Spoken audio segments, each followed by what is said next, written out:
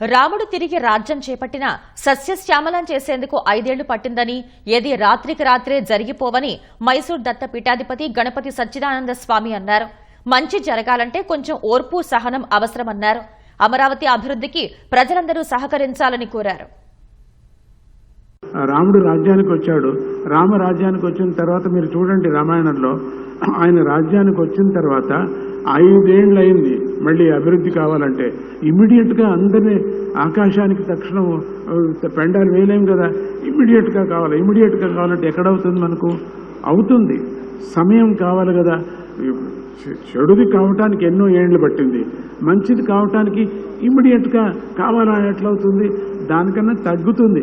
చెడు కావటానికి అట్లయితే మంచి కావటానికి కొంచెం సమయం కావాలి కదా.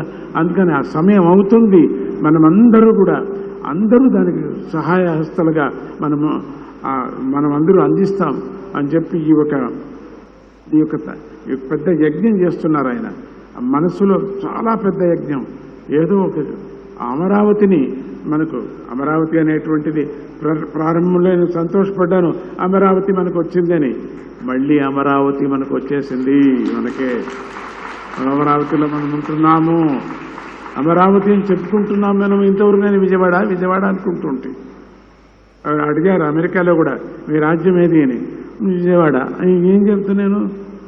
ఇప్పుడు చెప్తాను నేను అమరావతి అని చెప్తాను. నేను రాజ్యం నేను చెప్పుకుంటాను, నా అమరావతి నేను చెప్తాను.